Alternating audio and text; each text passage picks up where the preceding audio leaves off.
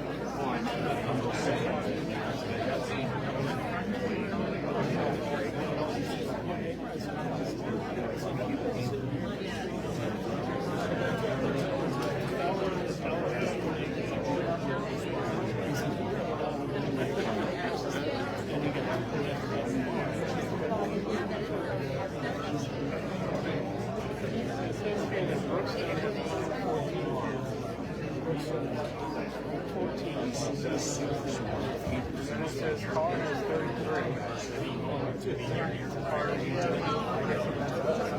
Okay, I'm just going to keep on the tall Carr Ridge. Our street is called Carr Ridge. You can see if Liberty wants to stay.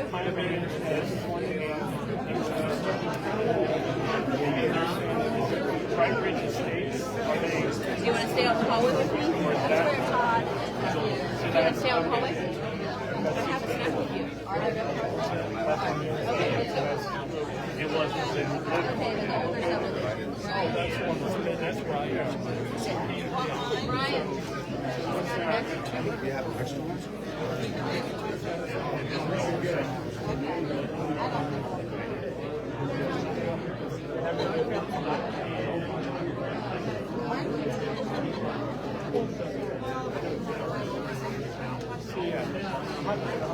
They're proposing 108 lots. It's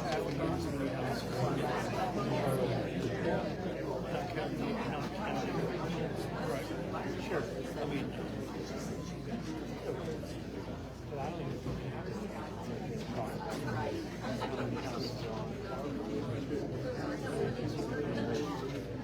something that looks like yeah. Oh yeah. We'll call the Monday, February 24th, 2025 Planning Commission meeting to order. Our Title VI statement, voluntary Title VI public involvement survey. The following statement shall be read at every meeting held on county premises. As recipient of federal funds and in support of Dearborn County's efforts to ensure non-discrimination and equal access to all citizens, the county gathers statistical data regarding participants in county activities. Therefore, we have provided a voluntary Title VI public involvement survey at this meeting. You are not required to complete the survey. However, the form is anonymous and will be used solely for the purpose of monitoring our compliance with Title VI and ADA. Everyone will please stand and say a pledge of allegiance.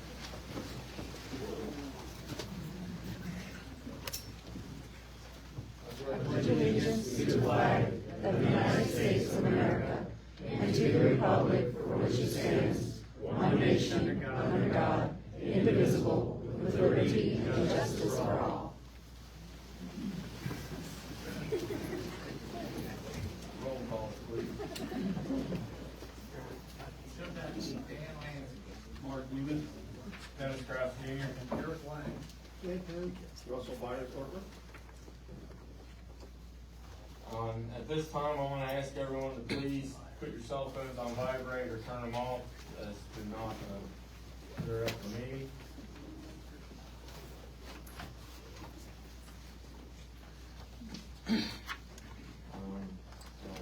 Action on minutes. We have minutes from January 27th, 2025. That's one correction on page 2. That Mr. Darling, who asked about the determine the location of traffic lights, I believe it was Jan Lampard. Where is it? Mr. Page Darling? 2, it says Mr. Darling, wrong board. Oh.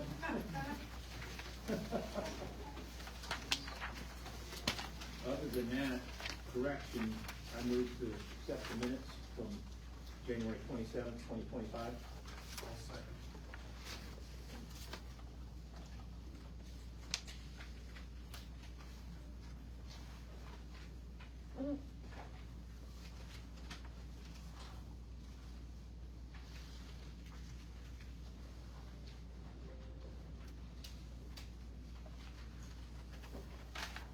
I have a motion by Russell Byers Corporate to accept the minutes for the January 27th, 2025 meeting as amended.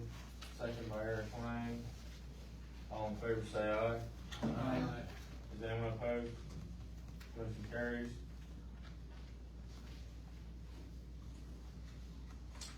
We have no old business this evening.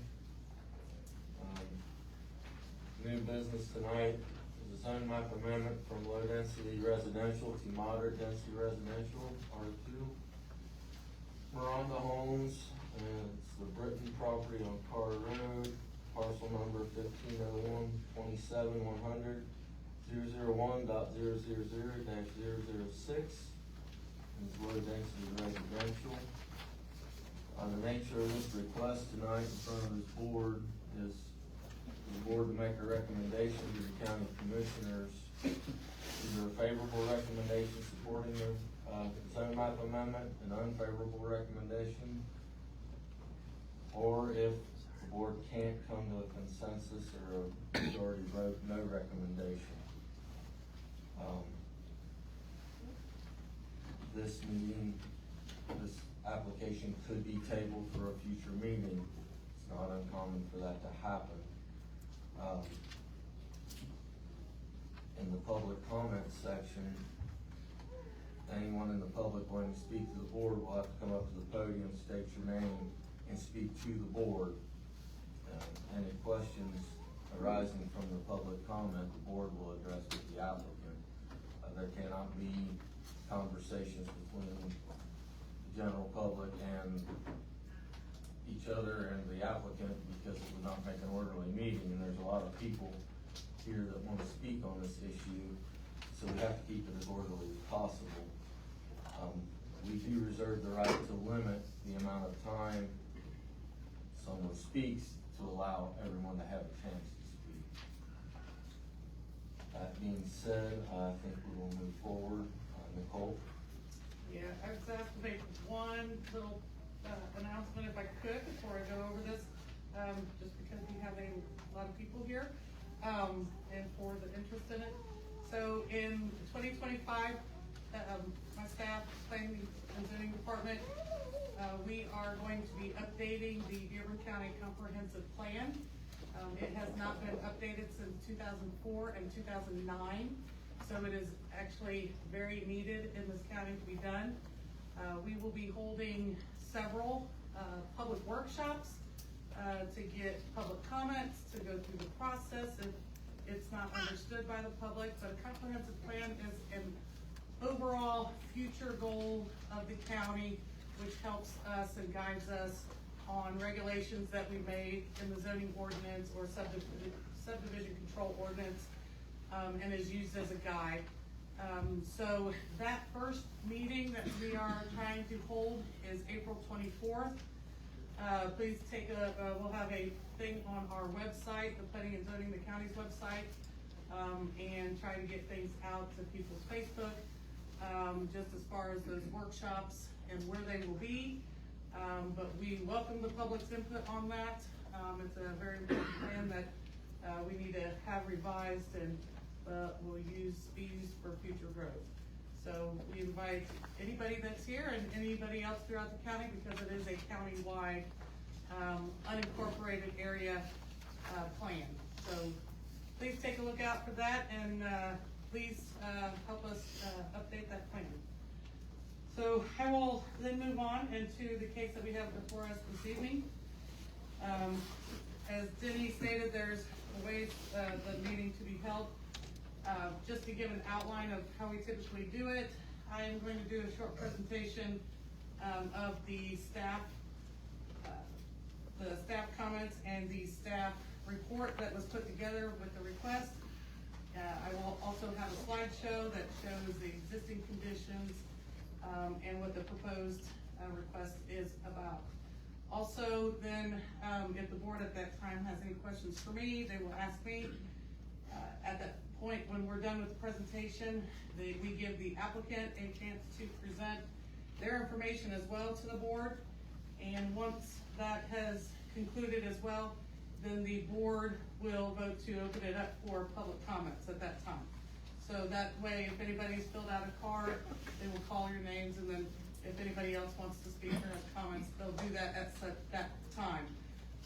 So keeping all those questions to the public comment portion, and then we've got those.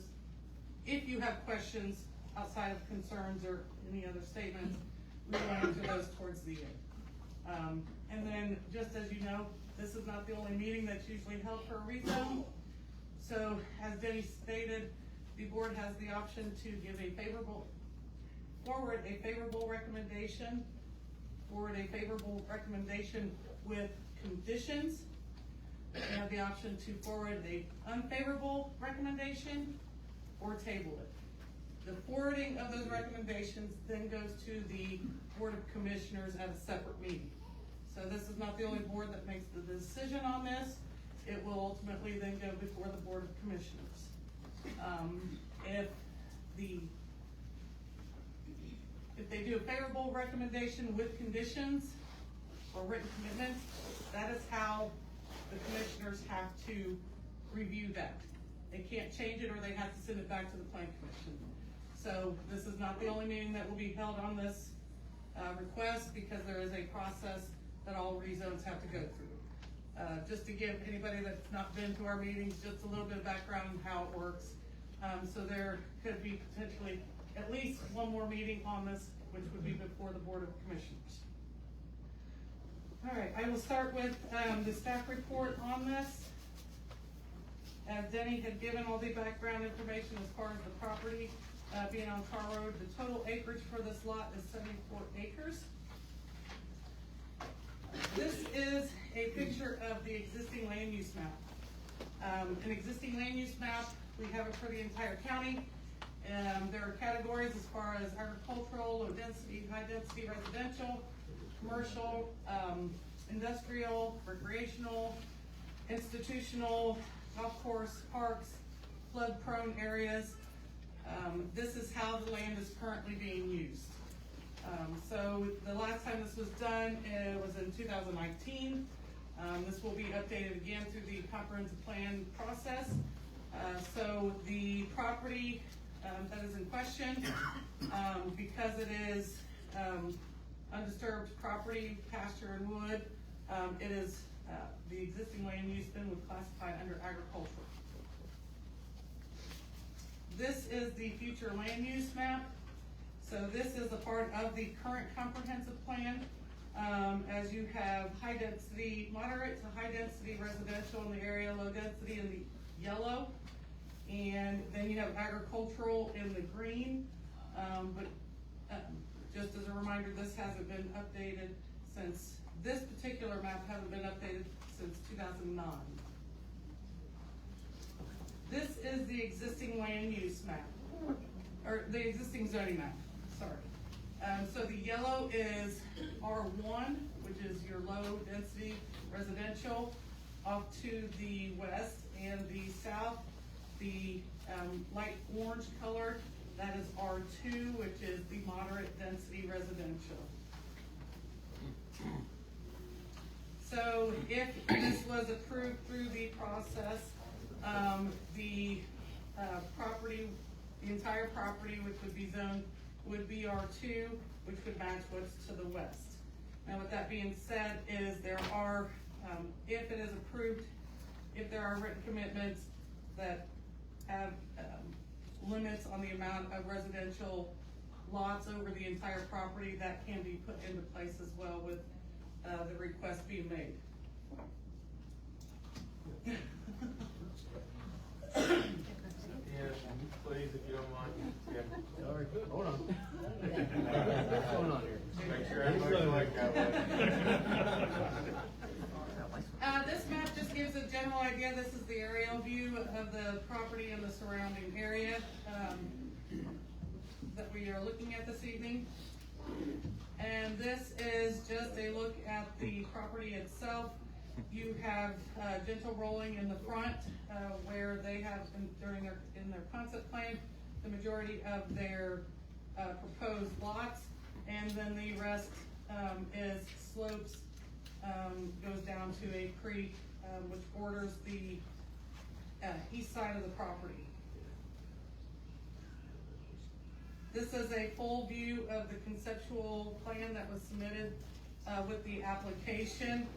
The application is for 108 lots, and I will tell you generally in my experience with this profession, as when a concept plan is submitted with a rezone request, if it is a condition of any approval, it is a maximum density being proposed.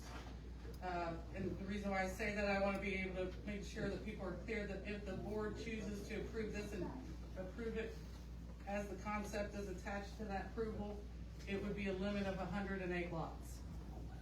No more. No more in the future. No more. And that's even through their design. So if their design says I could fit more, you can't. So it's the limitations of the approval, and typically with the concept, why we actually most of the time ask for conceptual, because they want to see the maximum density being requested. So there is a limit on the maximum density that the board can choose to put on a rezone. This was just a close up. I also do want to say that out of this 74 acres, the applicant has also put in their plan that 46 of those acres would be designated as open space that would be maintained by an HOA if it were to approve. So with that request, that's what they're also putting in there, that the 108 acres would be on 30 acres, which includes the roads, and the right-of-way and the lots, and then the remainder acreage would be open space, and that's what's in the green. This was just to be able to show the typical street profile that they are proposing as well. What it is a 24-foot back of curb to back of curb with 5-foot sidewalks on both sides of the road. And then we will go through the inspection photos of the site. These are pictures taken up and along Carr Road at different points of the frontage that the property has along Carr Road. This is Brookstone. This is looking north. The property is to the right of the screen. This is looking into the subdivision that is located across the street, which is the Brookstone Street. This is looking south. This would be towards, this is from closer to Brookstone but south, looking in the direction as if the intersection with North Dearborn Road. This is one of the other intersections of the subdivision across the street. And then looking from that intersection towards the field of this proposed development. And then some additional locations along Carr Road. And then trying to get some views of the open space, or the actual fields for the proposed subdivision. Trying to get some views of where those start. The rolling acreages go into the wooded area.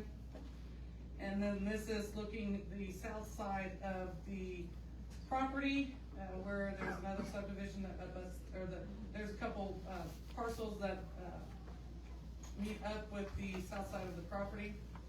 And just to try to show there are some rolling where it goes into the valleys of the property.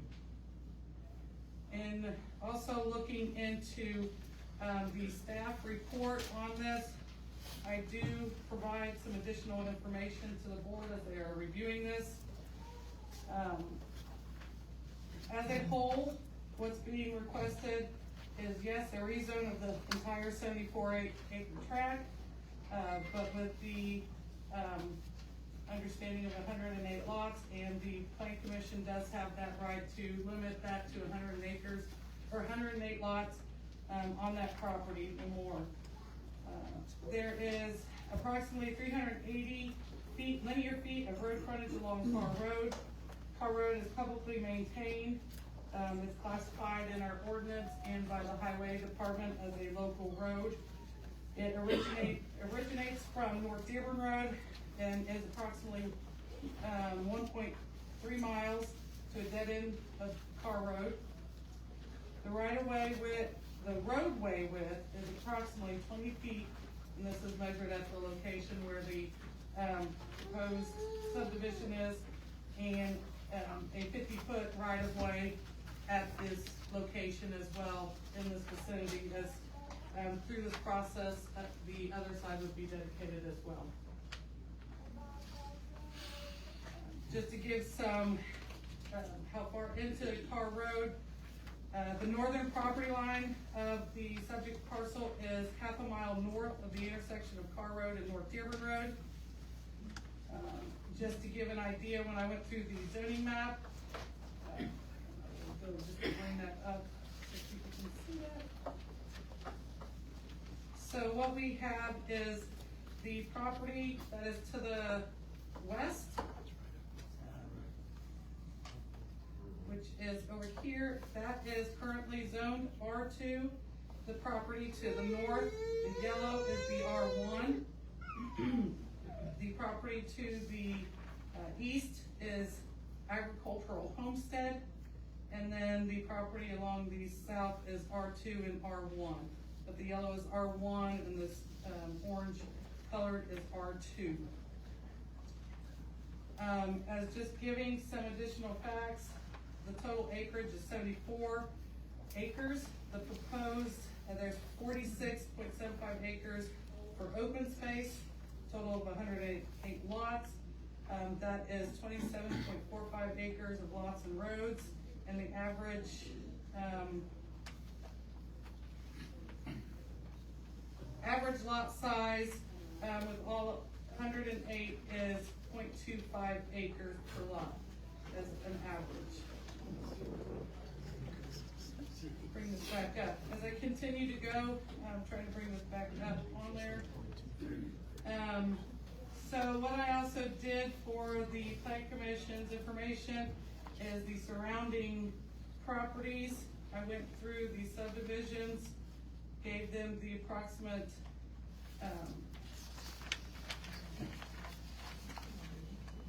density and when they were recorded.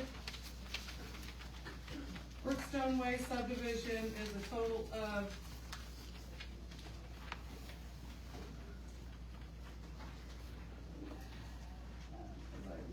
Brookstone Way subdivision is a total of 114 lots. Average lot size is 0.361. The total acreage of that subdivision is 50 acres. There were two phases done with that. One was done in 2001 and one was 2003. And that is the subdivision that, for Brookstone, is the road for Brookstone Drive. Bright Ridge Estates is the one to the east but the south of Brookstone. It is a total of 64 acres. Average lot size is 0.8 acres.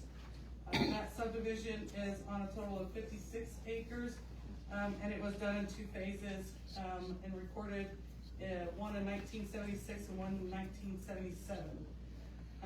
Carr Ridge subdivision is the one that is to the south here. It's this one here that's on Pontiac Drive. That is a total of 33 lots.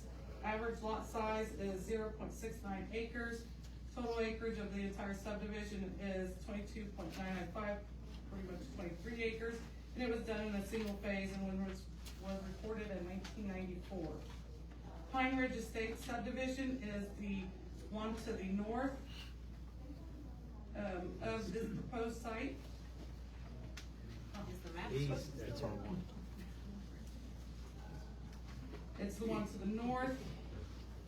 It is a total of 28 lots. Average lot size is 2.75 acres with a total of acreage of being 80 acres, and it was done in a single phase. And it was recorded in 1989.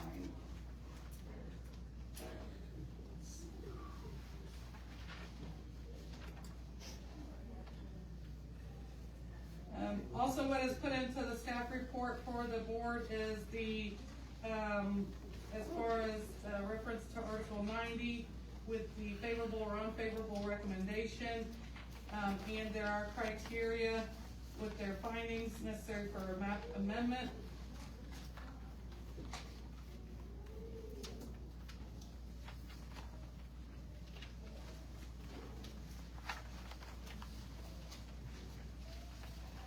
And then also in the report, I go through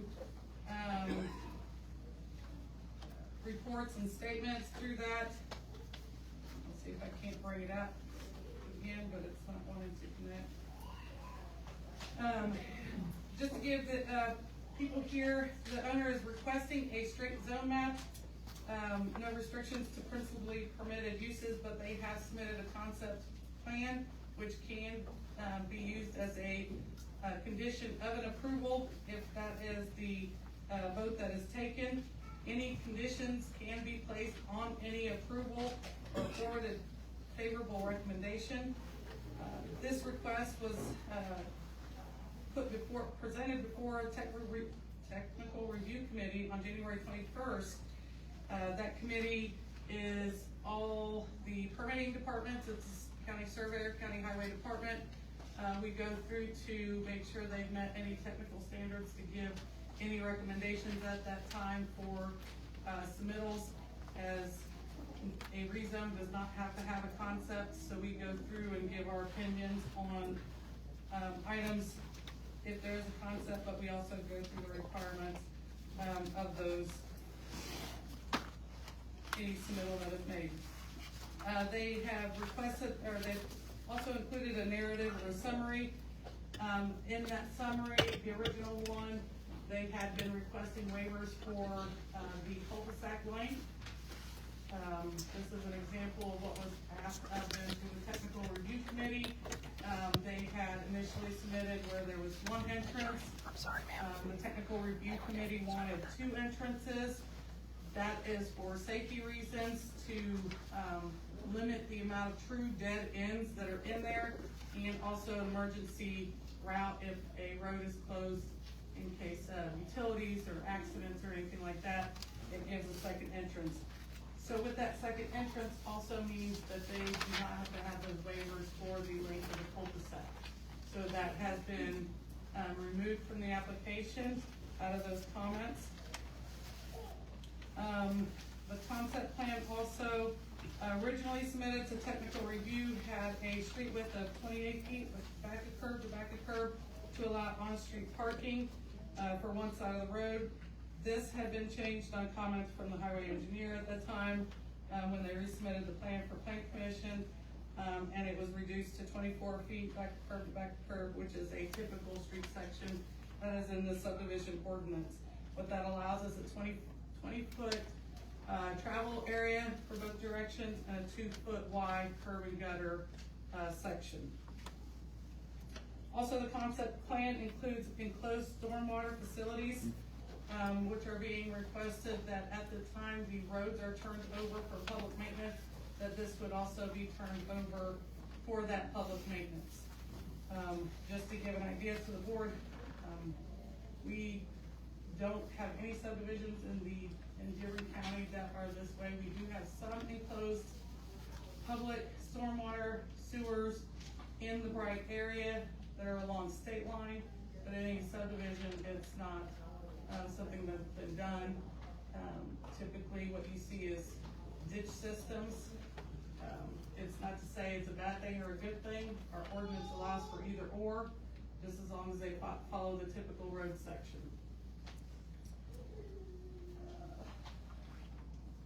Also, just as a note, and this is, if this were to be put into place, just to give the board and the public some information, at a time that an improvement plan is put into place, the county does require that a bond is put into place for the road, and it would be for that stormwater system, the enclosed system, and does not get accepted until the subdivision has been built out at 80%.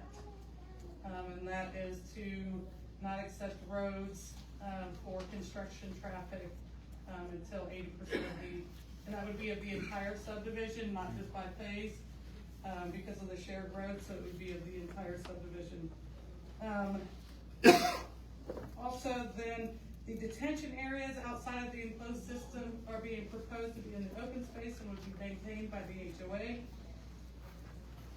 Enclosed in your packet with the public sanitary sewer availability letter from the sewer district in that area.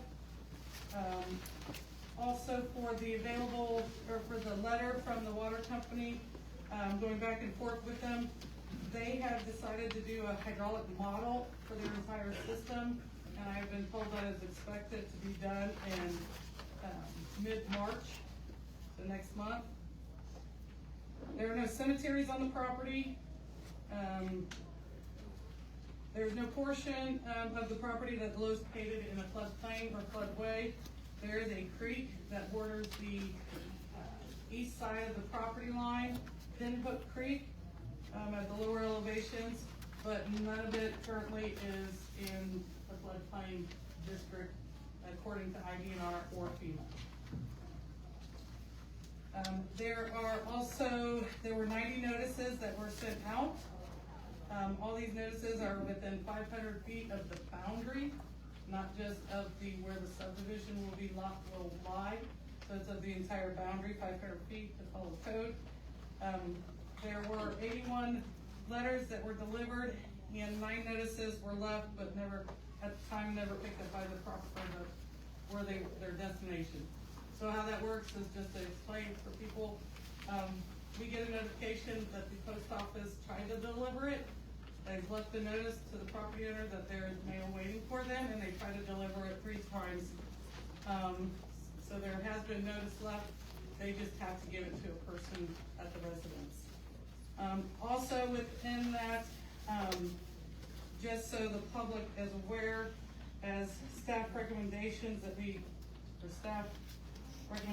we do, no matter which way they decide to go on these, we put together, if they choose to table it, if they choose to do a favorable recommendation, we give our recommendations on what we believe should be added or should be noted, if any, at the time of those recommendations. They don't have to take those recommendations, we give them to them because that's our job. So I have given the board a list of 3 of the recommendations that they can follow. 1, if they do an unfavorable recommendation or forward an unfavorable recommendation, I always tell the board to be very specific and cite their findings, what the applicant has failed to meet with their submittal, any additional agreements discussed, or anything discussed during the meeting, and to point out each criteria that is listed that they have failed to meet. I don't know what their points of giving that recommendation would be, but I remind them that they need to be very concise in how they do that. As far as this evening, my recommendation to the board, as they will take either an advisement or not, my recommendation this evening is to table this zone map amendment request for reasons of additional information. Those reasonings are, we are waiting on the study and letter from the Tri Township Water Corporation. As staff and the technical review committee, we are also recommending that a traffic study be complete to determine the existing conditions and proposed conditions of the North Dearborn Road and Carr Road intersection, and what improvements, if any, would be necessary for, or that would come out of that traffic study. We also would like to see, honestly, once I dove into it, because we didn't notice this during tech review, is a waiver would need to be requested, because the side yard setback, there were 2 on there, one being 5 feet and one being at 10 feet. The requirement for an R2 is actually 10 feet. So that in itself is, that waiver was not requested, and it actually was not found till we were putting together this list. And then if there's any additional information, but those are the reasons that staff is looking towards a favorable recommendation, or a recommendation to table that for this evening. I also give conditions that I believe need to be added if the board chooses to do a favorable recommendation. Those are listed, including the 3 that are above. And one of those recommendations that I would also make if the board chooses to go that route was that the conceptual plan be followed with the minimum of 2 entrances along Carr Road, a minimum of half the property, which they have more than half the property, but if there's any changes between the rezone and actual improvement plans, that the minimum half of the property acreage be dedicated open space. And I will give the reason why we state that is in the sense of having a condensed development like this, open space is preferred. We would actually rather see condensed development like this rather than trying to use the hillside or any slopes that are on the property. So if it was, this would be a recommendation to kind of, they're not at 50%, they're actually above 50% of the, for the open space, but at a minimum, through their design stage to try to keep it at 50%.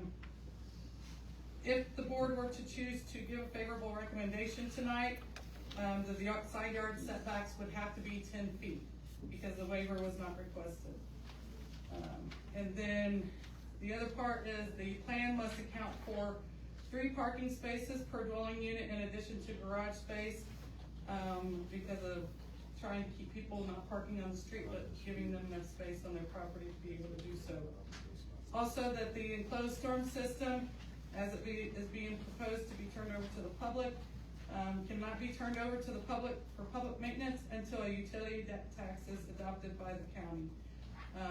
And the discussions are being had because the county is an MS4, has been designated by the state as MS4, which there's other implications for that as well, which go into that term of that, which could take several years to go through the implications of the MS4 district. And then also if there's any other findings that the board deems for this favorable recommendation. But as I stated, staff's recommendation for this evening is to table it based on those items that I've listed. If the board choose to, I would still like to be able to give the applicant time to present their application and any necessary things that are related to those recommendations for a table. And then also, at that point, then decide as far as with public comments. At this point, does the board have any questions for me? Yeah, we went through your enclosed stormwater system as per our ordinance right now, that has not been updated to, MS4, right? So MS4 was approved and adopted and enacted for January 1st of this year. Our ordinance does allow for enclosed system. We just have never had a developer even propose an enclosed system to have this discussion. The enclosed system ensures that the county adopts the detention facilities. The county would maintain the catch basins, pipes underground, the culvert, any lines that would be under the So the entire streets, stormwater system. except for the detention facilities in the open space themselves. So then, because we're under MS4, we need utility tax to be passed by the county first. We don't have currently, we may not have the ability to maintain an enclosed system. County engineer's recommendation was for us to implement a tax structure to generate funds so that the county would be able to maintain an enclosed storm system before this was completely accepted. And it's different conversations that we've had in the creation of the MS4. There have been conversations of a utility tax for the county, being that it does involve open ditch systems, outlet structures, anything going into the creek. And there would have to be ways of devising that based on the density of a piece of property. It's gonna be different than 10-acre tract versus a quarter-acre tract. Correct. And it would be potentially a different tax for this enclosed system to those property owners that are being benefited from this enclosed system.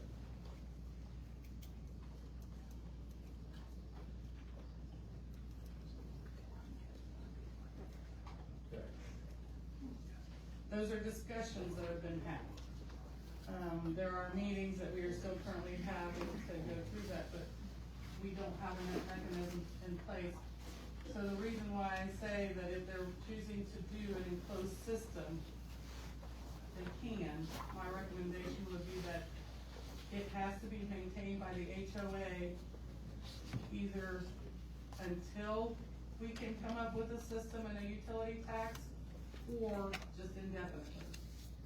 It's by the HOA, the residents of that subdivision. So let's play the long game. Let's say that the build out takes X number of years, the county commissioners and all the people playing in this swimming pool of MS4 to make us get up to standards.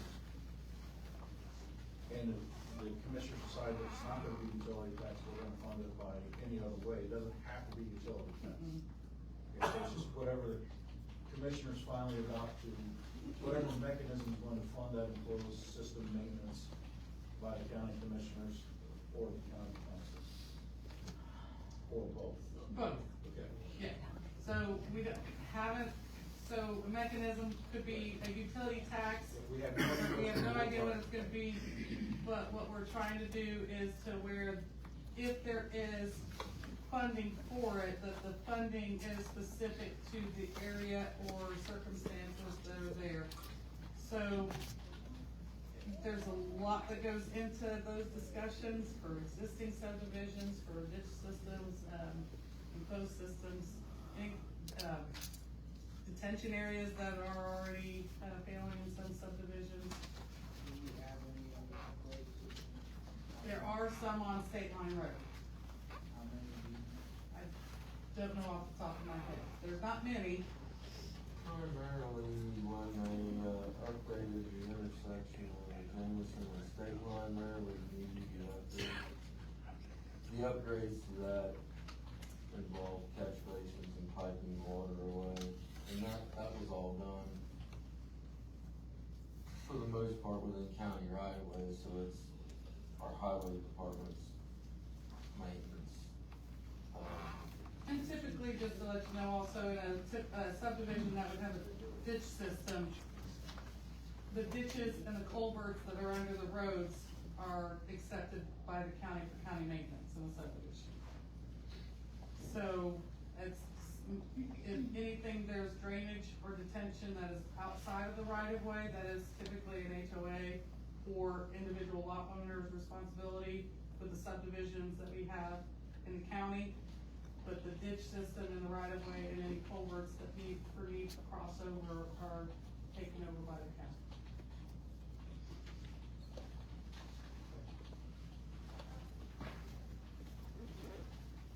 I want to understand this 10-foot setbacks. How wide are the frontage on the lots? So their typical lot frontage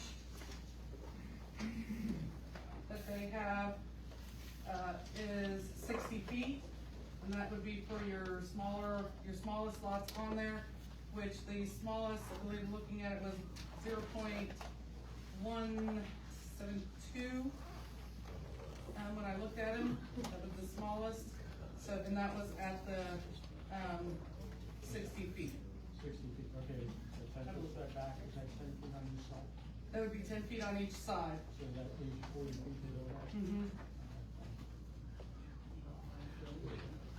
Now, unless they, as far as if we go to the table and ask for the waiver of 5 feet, so they have 10 feet and 5 feet, and looking at it, they're requesting 5 feet, so we would be looking at a waiver to reduce that to 5.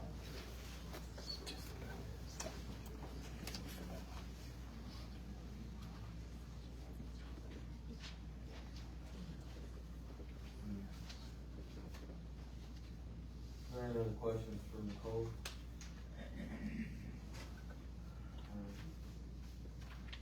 For the applicant? Let me see if I can pull this up. I gave it enough time, but.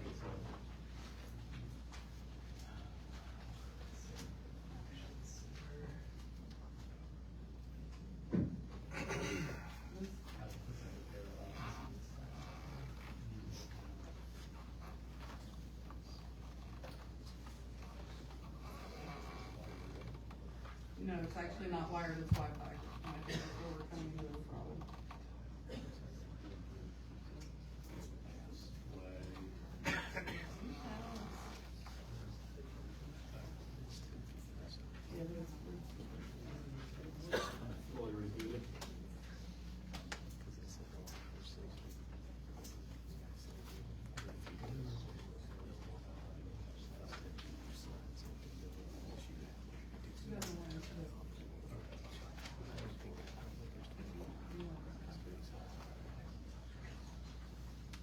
Keep trace.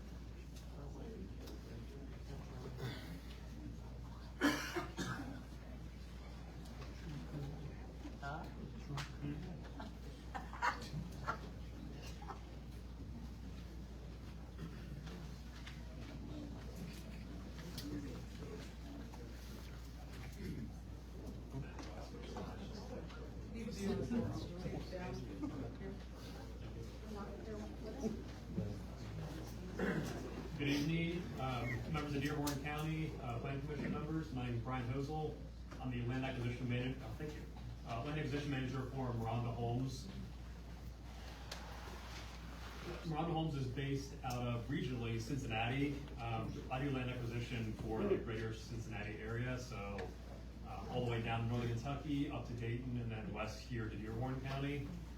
Our office is based out of Westchester, and that's kind of a central location that covers all those areas.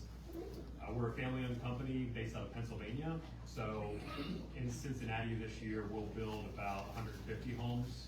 So regionally, we're a fairly small home builder. We build quite a bit more in Columbus, and then even more in Pennsylvania, where our home office is. Current closest communities, one we are just, I think, maybe this week, breaking ground on a model in Tanner's Creek, which is in Lawrenceburg, like 5 minutes down the road from Perfect North. Some of you might be familiar with that community. Developer is local. And then we also have a community right across the border in Cleveland, Ohio, called Indian Walk. And then we build all the way down from northern Kentucky down in Boone County, all the way up to Troy, Ohio, north of Dayton this year. So this is the site right here. As I said, we are going to be building in Dearborn County here in the next month. This will be the first project that we have actually developed in Dearborn County. So this has been my first time working with Dearborn County staff. I do want to thank Nicole for all of her help, as well as everybody that we work with from Environment Sewer, Tri-Township Water. You guys have a really great staff to work with. I wish we had more groups as professional as yours. They've been very responsive, very helpful. So this site right here, one thing I want you to note is, I think this was kind of covered before, the front maybe quarter of the site is currently a field, and then the back is woods. And as you get towards the back, you get into the topography. So then as I switch to the slide that shows the concept plan, you'll understand. Actually, I won't do that real quick here. So back to the property, you get the topography. So obviously we're not trying to push a bunch of dirt back there and disturb trees. We've already had a wetland delineation done to make sure we're not running afoul of any streams back there. So the site, we're trying to cut down as few trees as possible, because one, it just is more aesthetically pleasing. It's also expensive. And two, we're not trying to disturb the hillside back there or get into any issues that may cause slippage in the future. So zoning, which Nicole touched on, currently is zoned R1. Just as a point of reference, R1 allows get as small as 70-foot wide lots. What we are requesting is to go to R2, which, as she mentions, is a minimum of 60-foot lots. As the site is zoned R1, we could not be here today and just be building and engineering on 70-foot lots. Now there's of course a process there, but I'll get into why we do want to go from 70-foot to 60-foot. I'll kind of walk through that. The site has always been used for agricultural and was actually zoned agricultural until last year when the county rezoned a lot of the properties to R1, including this one. Part of the reason for the rezone is the cluster design. I think Nicole might use that phrase, but we use the word cluster design. Just avoids disturbing streams, the hillside, and as many trees as possible. So you see a lot of the homes clustered up in the front, as opposed to pushing further back. Also creates more open space and allows a buffer around the site. Obviously, we realize people who live around the site want to still have some trees there to buffer. We try to leave as many as possible, not just because it's expensive to cut down trees, but also because it just makes for a better looking community. There's gonna be people who wanna live here, they like trees too, so we try to keep some of the character of the land. And again, I mean, I would be remiss if I didn't say that the big reason for going to 60-foot lots is it's allowing us to achieve a price point that's marketable to first-time home buyers or first-time move-up buyers, which is who this community would be for. So I know that is here at a 60-foot lot, that's average quarter acre, is shocking to a lot of people. I understand that. So I've been in land acquisition for 5 years in this region. I've been to 20-something of these. And that's the main complaint we get, is these lots are so small. But as a reference point, we're building on, throughout Cincinnati, Dayton, Northern Kentucky, lot sizes as small as 45 feet, all the way up to 80 feet. 80 feet wide is about, probably average lot size, you get into a 1/3 acre, maybe 0.4 acre.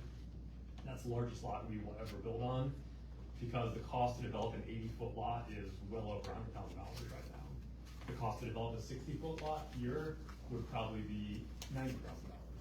And so the general rule of thumb is the lot price is 20% of the end price of the home. So if you have a $90,000 lot, that's an average sale price of $450,000. We also have, communities in Liberty Township, in Coleraine Township, that are 65-foot lots with an average sale price of $550,000. I make that point because the buyers we are seeing now are different than I think a lot of the folks here are when they bought their home, and they think that if you're gonna have an expensive home, it's gotta be on an acre lot. The buyers don't care about that as much anymore. They don't want as much yard to maintain, and we have communities where we have a 52-foot lot in Springboro, we have 52-foot lots in one part of Springboro, and 80-foot lots in another part of Springboro. People aren't willing to pay that much more for the 80-foot lot, because they just wanna be in that area, it's a nice area. So again, I understand that that's a pushback that we get often, but in order to achieve a price point for people who are looking to buy these homes, the only way to get that price point down is a smaller lot. Since COVID, the price of homes to actually build a home has actually come back down, since lumber prices have come back down. The cost to develop a lot has not come back down. And the reason I asked Nicole when Brookstone was developed, in 2000, those are 90-foot lots minimum, I believe, 80. In 2001, this was way before I was doing land acquisition. So back in 2017, I remember the cost to develop a lot was about $500 a linear foot. Today, it's over $1,500 a linear foot. So a 60-foot lot 10 years ago would have cost maybe $30,000. Today, it would cost $90,000. And that has not come down since COVID.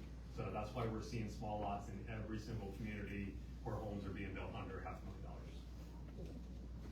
So we have a due diligence process that we go through. We've actually made quite a bit of progress on this one, just because it was our first time in Dearborn County, so we wanted to make sure we understood everything that was involved. So we've confirmed sewer capacity, stormwater management.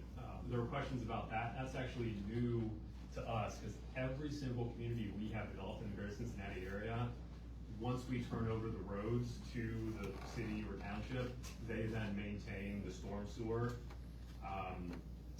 And the way that works is we put down a bond, and that bond is not released until we finish the community. And then what we've always done to have the bond released is we pay a service to clean out the storm sewer, because most of the junk that ends up down there happens during the construction process. So we would have a company clean out that sewer. We then have that same company do a video of the sewer to make sure it's clean, and that must be done before they release the bond and before we turn it over to maintenance by the county. So just a little education. That's the normal process we go through. Now, if the county or the township's not willing to, doesn't want to do that, then we can certainly work with them on the HOA maintaining it. I think the HOA maintaining it is an inferior plan for a number of reasons, but that's certainly something that can be discussed, and we can work out a way to make that work. Other thing that comes up often, it comes up every time I do one of these, is the traffic impact. So they have already kind of flagged an intersection of Carr Road and North Dearborn as a potential point that would see more traffic. So we would do a traffic study that's done by an independent organization, which would determine what needs to be at that intersection to handle the increased traffic that would be coming through it. So that would be not in our hands, that would be in their hands whenever they determine, presumably what the commission would ask us to do, and that's what we would do in conjunction with the development. Like I said, or like Nicole said, we've been working with Tri-Township Water about water capacity. They might ask for some possible improvements to service the community. We're still waiting on that report, hopefully next month. But any improvements necessary is something that we would have to pay for in order to make it work for the community. Finally, we've been about the fire department. As Nicole mentioned, we did change the community layout from one entrance to two entrance, mainly for fire access reasons. I don't know why we just one entrance to begin with, because two entrances is not only better for traffic reasons, but for emergency access as well. So we've been in touch with the fire department in regards to that. So the community itself will be single-family houses only. So a little about Miranda. So we are not what's called a spec builder. We don't come in and build all the houses and then try to sell them. Every time a customer comes in, they get to pick what model home they want. They get to pick out the options. They get to pick out if they want a sunroom, a 3-car garage. So we build the home. We don't call it custom because there's only so much we can do, but it's semi-custom. There are certain things that they can do to customize the home. So usually in a community like this, we'd offer 8 models, 3 ranch plans, and 5 2-story plans. Square footage ranging between 1,400 and 3,000 square feet. We would expect starting price to be in the 300s and average sale price to be in the 400s. And we would not be asking for a tax abatement, so they would pay taxes and it would produce tax revenue to support the community.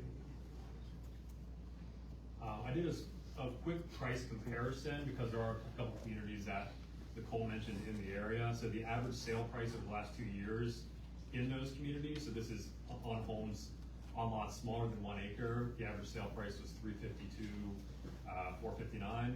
Our projected average sale price is in the low 400s, so our average sale price would likely be at least $50,000 higher than the average sale price of the homes, the surrounding homes. Just a few examples of the homes that we build. So I think you had asked a question about the width of the home site. So all these homes you're seeing here, these are the ranch ones. The next slide is 2-story. These are all 40-foot wide homes. So if we have a 40-foot wide build pad, all of our homes have a 2-car garage built in. If it had a 50-foot build pad, we could do a possible 3rd-car garage. That would be really the only reason to have a wider build pad than 40 feet. Other than that, all of our homes would fit on a 40-foot build pad. So these are 4 ranch models that are all ranging from 1,400 square feet to 2,100 square feet. And then these are a sampling of the 2-story homes that range from 1,800 square feet all the way up to the one at the bottom left is a 3,000 square foot home.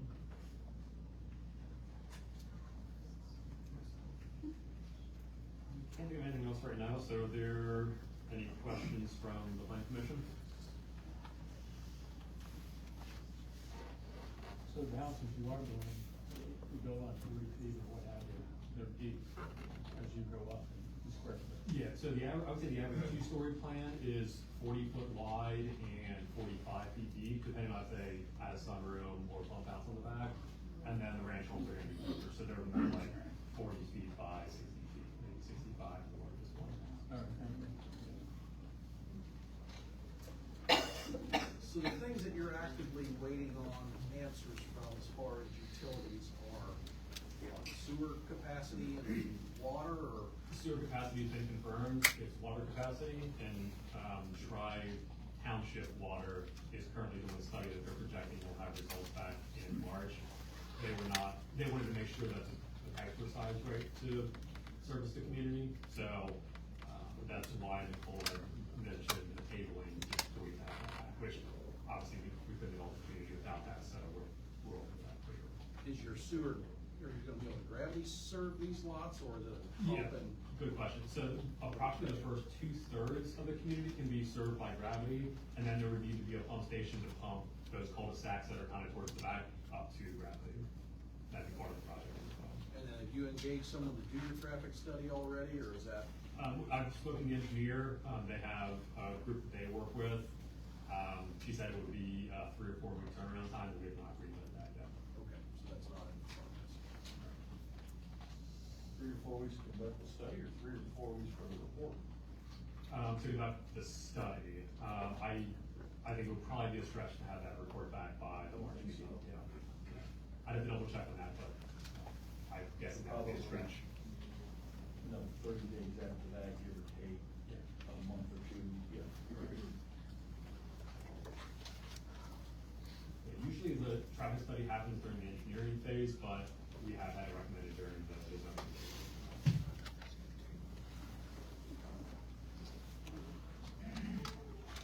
You said something about the fire.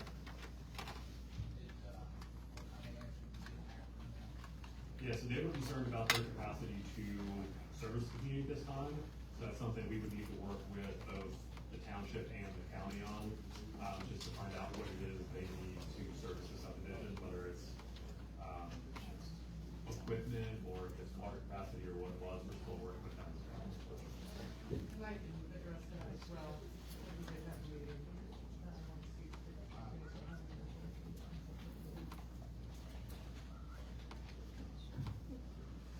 Can you walk me through your typical lot that you are asking for a 5-yard minimum side yard setback, but over the total between the two houses, so you're gonna have another house at 15 foot?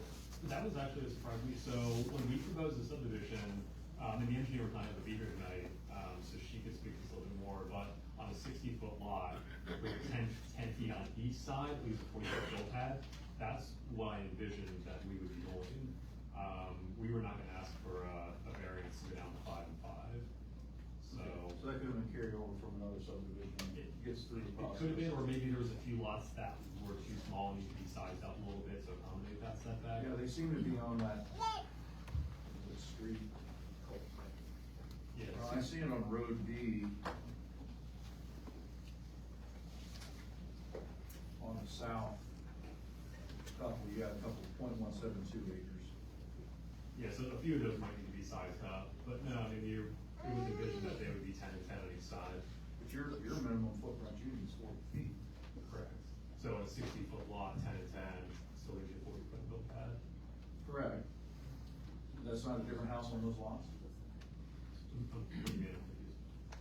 If you're gonna do 10 and 10 on each side,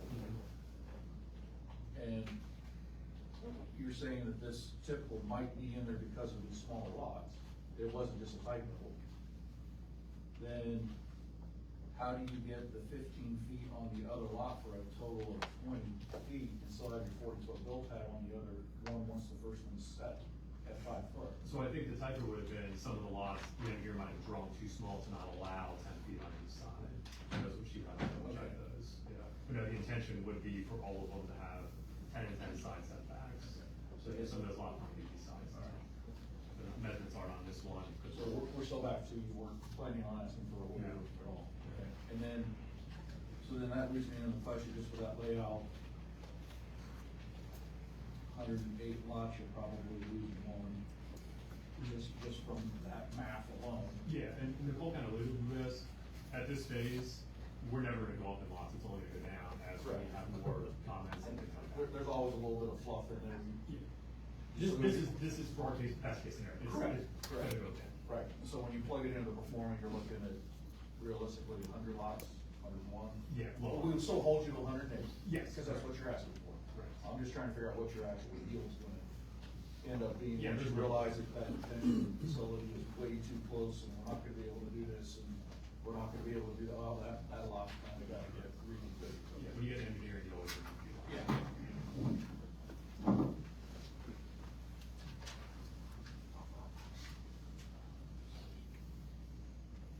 And then another significant layout change that will happen is if you decide not to go with the enclosed water system to get to the stormwater management areas. Is that correct? Yeah, we have to talk to the engineer about that, 'cause That'll significantly mess up your performance. well, it would significantly change the subdivision. I don't know that she has even ever done that, because, I mean, we've only built in Cincinnati, Northern Kentucky, in this division, as well. Right. And we've never had, so that will be a new bridge for us to cross. Something like that, I'm not even sure. How many phases or how long do you anticipate construction?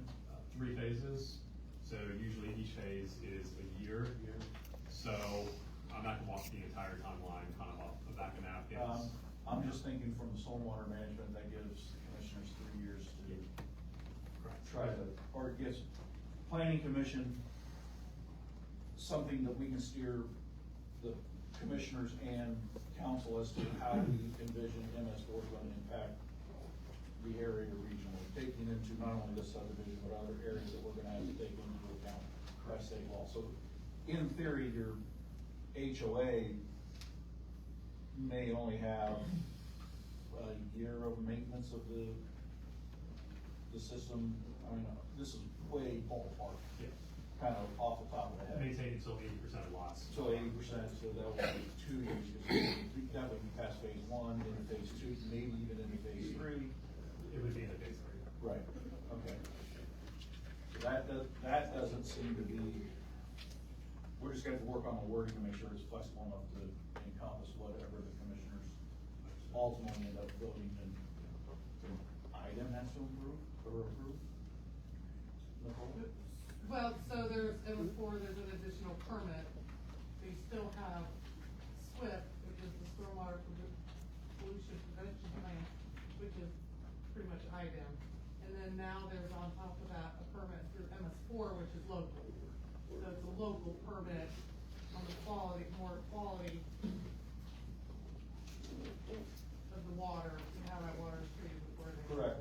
I guess the funding mechanism that we would decide as a county, with all the boards involved, would stop at the commissioners, or does it have to get approved by the state? No, it would just, however we choose to do so, to the commissioners and the council. Just as long as we meet the minimum requirements of MS Package. Depending on how the fee schedule is set up, it may have to go to the State Department, but, that was just a Yeah. brief conversation with the county I just heard auditor. Mr. Commissioner over there jumping, saying we're gonna go that route.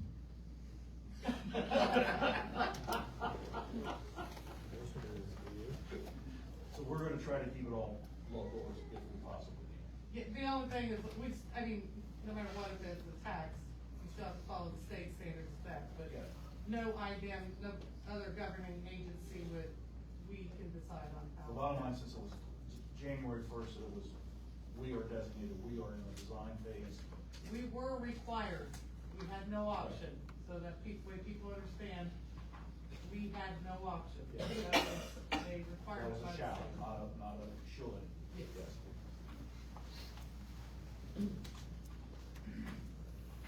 So this would, when do you plan on starting?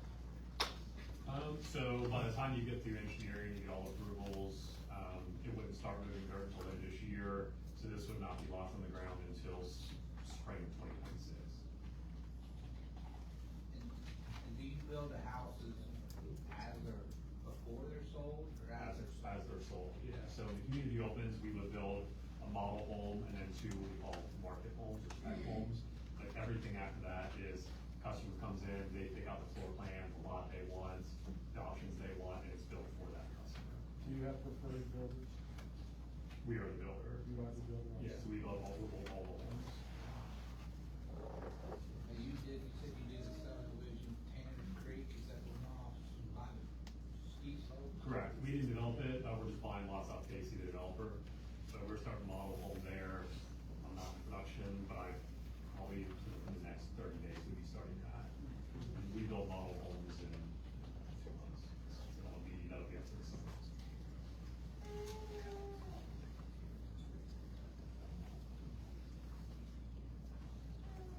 Any other questions? All right. Thank you. Thank you. Thank you. Thank you.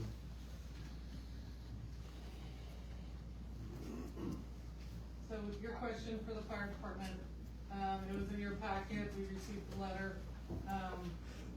I reached out to the fire department, as it was, we've had a difference of letters from them. I wanted to be able to understand their need. Not even just for this development, but just need in general to have a letter like that. So we had a meeting, we understand what their needs are.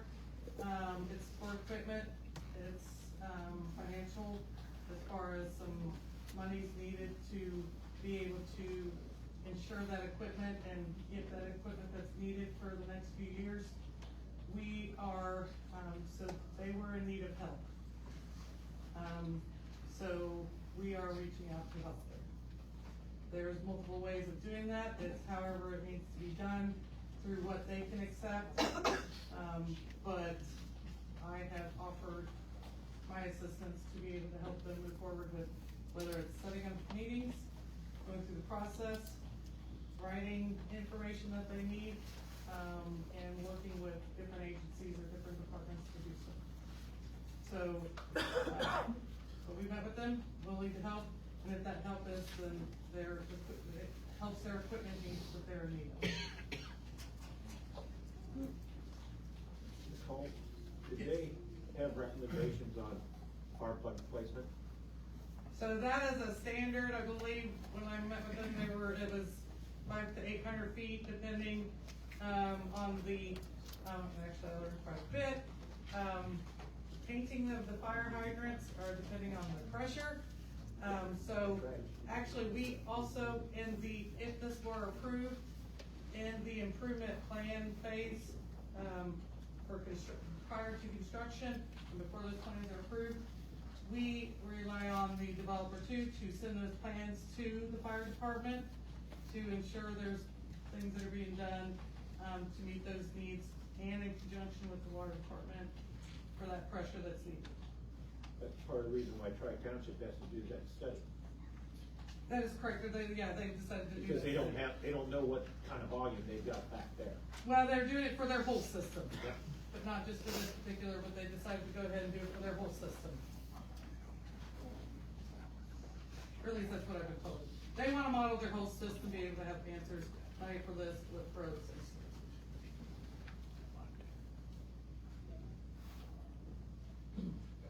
There's a backlog on, emergency. And the funding that, and from what I understand, as far as even for a fire truck, for getting new or anything like that, it's, 3-year. Fire squads, everything. To put it in your order. And I even talked to the highway engineer, and it's something they deal with too, with their equipment. So that larger equipment, it's just what is necessary to put in that order. So we wanna be able to, help them as well, to be able to put those orders in, but to know that if they're putting those orders in, they're gonna be able to, afford them.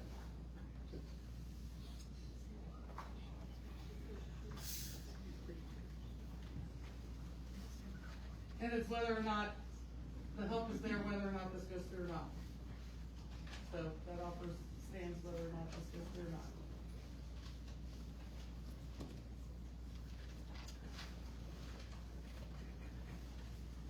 I do have a question for you.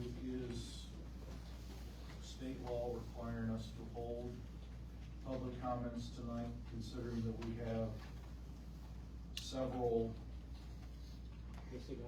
missing items that could significantly change the layout? Would it be more advantageous to wait for these requests to come in 30 to 60 days? Or, I believe we only have a handful of cards up here. Is the board's pleasure to go one way or another, or can we legally go one way or another? So I did check with Anthony when he came in, and the board, if the board chooses so, you can table the item prior to the public portion of the hearing. But just know that any subsequent meeting has to provide the chance for the public to speak. So then the other shoe is, we hear the public hearing tonight, all of this stuff changes around when these studies come in, because even the applicant said, yes, there's gonna be a delay from point A to point B, we won't be going on, then we would not have to have a public hearing in the second meeting. don't know as far as going back. No, they said if they let them talk tonight, at a subsequent meeting, do they have to allow them to talk? If they're holding this with the public. We received a request stating that some people did not get notice of tonight's meeting and asking to table this. So even if you receive public comment tonight, my advice would be to hold another public hearing so you can receive more comment. So it's up to the board, but I would suggest that you hold another public hearing. I've got 8 cards. Initially. Okay.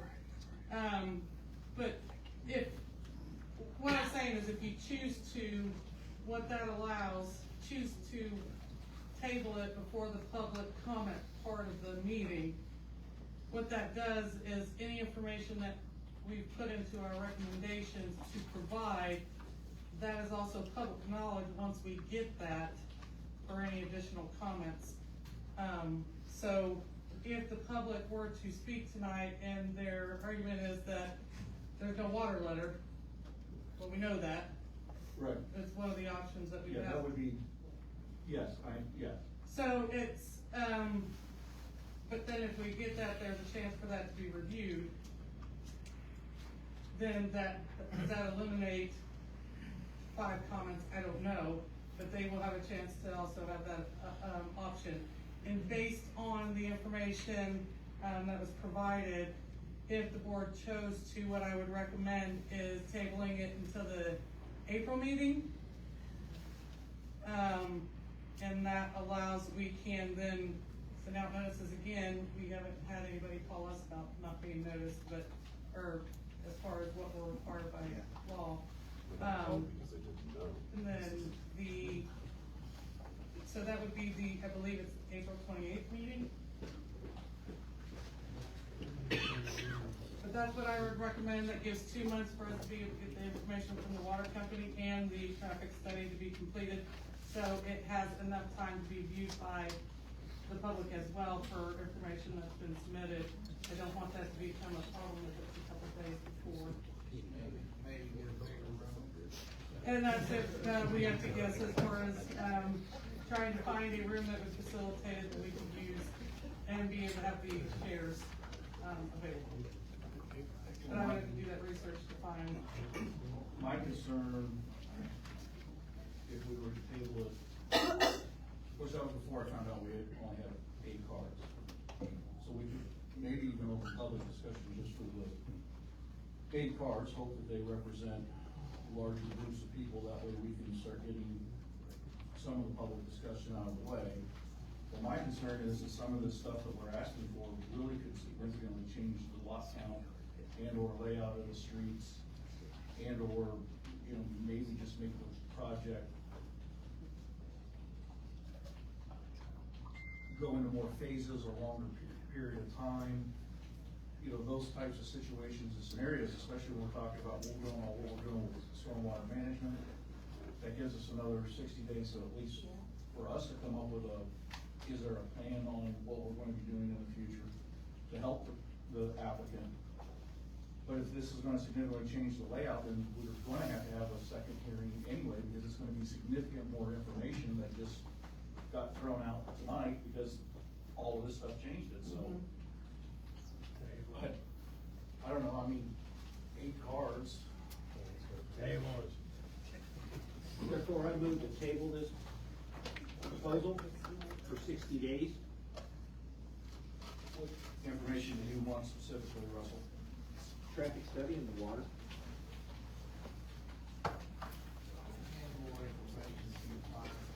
Yeah, and the things in the fire department. Yes, I agree on that. I think those 3 were the major. But yeah, so in between there too, we, are trying to plan a meeting, an additional meeting with the fire department within the next week or 2. So that'll give you some more information, and some deadlines that they have that are actually on March 31st.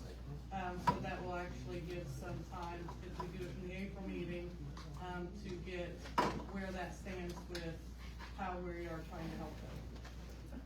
You want to table to table? Yes. Hopefully that's enough time. Should be. So are you guys going around public comment? Hold on a second, you can't just speak unless we open the public discussion. You pointed at me, I'm sorry. Have to be asked. I didn't They're see trying to that you figure it out. pointed at you, I'm sorry, Brian. It's okay. I'm sorry. I think they're trying to figure out what to do.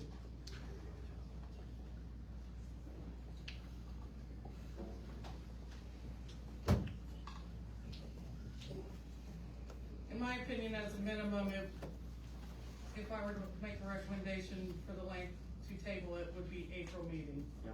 Not the 30, because we were planning on trying to move our March meeting to the 31st. No. I don't think that's enough time. So, plus I would like to be able to, even the information that we are provided, be able to have that for review, even for the board members at a minimum. Right. To review. So I believe at minimum, it needs to be the April meeting, 60 or 90 days.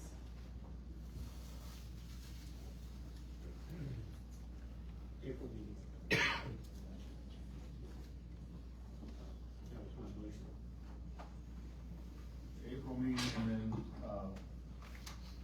the Tri-Township Water Corporation's report, or letter of capacity. Correct. Also, the fire department serviceability. Correct. And the traffic. And the traffic study. I think the traffic study needs to reference the county engineer's letter, because he has some specific wording in there. So we want the traffic study to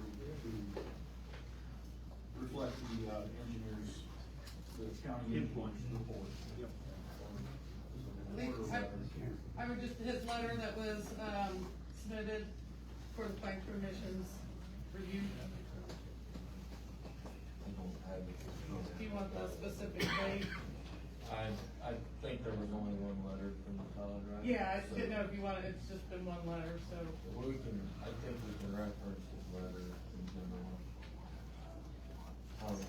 So I'm going to ask, Russell, do you have a motion on the table, or? Yes.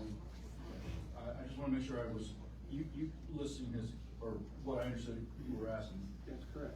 I don't think it's going to get much farther than the table tonight, and I think it's gonna completely change our discussion in April, because I think the layout's gonna, I don't know, drastically change, but it's going to change significantly. I agree. And I'll go ahead and second your motion.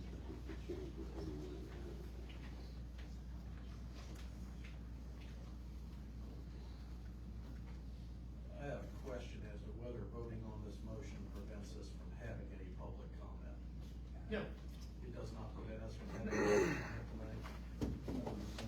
Wait, Wait a minute, but you're saying. you mean ever, or you're talking Well, about? what I'm asking is you have I don't 100 know if people you in this should- room that drove here that Yes. want to speak. Yes. And if, About this issue. hang on. And if voting yes on this at the moment prevents that from happening tonight, then that will change whether my vote is yea or nay. So that's why I'm asking the question. Yes, we're moving public discussion, so this data comes in, and then we will have the public discussion at the next meeting. So if I vote yes, then we're not doing public discussion tonight, is what you're asking, is what you're stating. That's what we've thrown out on the table. Okay. While we're discussing the motion, what is the consensus of the board as to whether we wanna hear from the public tonight? Before we vote on this? My thought is that given the 8 people, if we limit it to that and limit it to a reasonable amount of time, I think you're gonna get the same public comment whether there are 108 lots or 85 lots. Depending on what other things are as far as requiring, improving a road and other things. So, I'm sensitive to the amount of people that showed up here tonight hoping they could at least voice their opinion. I think we're gonna know what they're gonna say, but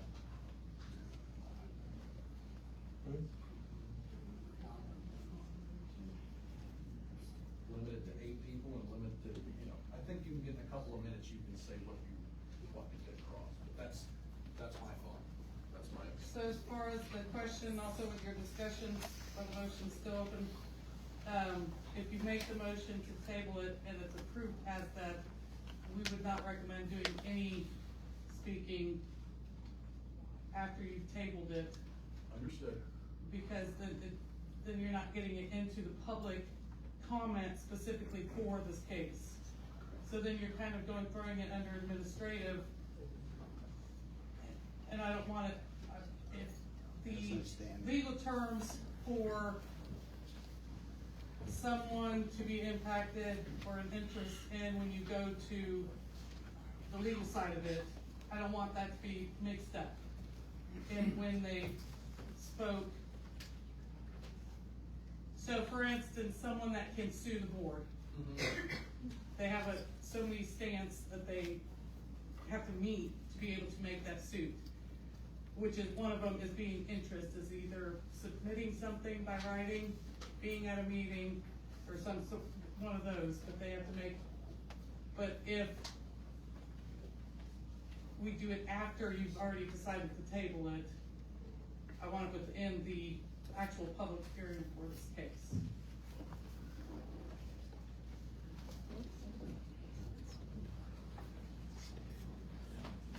And that doesn't mean that public like, it will be a joint public hearing for tonight versus April 28th, if that's the date decide. There is going to be an option they have to have the option to speak. It's just which meeting are you gonna hold that on? Can we dumb this down a little bit? I mean, can we have the folks, 8 folks speak over, and after they have spoken, can we go ahead and table it at that time? We can't. Okay, we got, Jim wants public discussion, Dan wants public discussion, Mark? Oh, after Rose argues that we're limited to the 8 cards, I'll go for public discussion on the 8 cards. All right, so we're gonna. I'll withdraw my motion. So that it dies, The for lack of. motion's withdrawn. I will then move to open public discussion for the 8 cards. As long as the 8 cards are specific to this case. Okay. So I have a motion by Russell to open public. I'll second.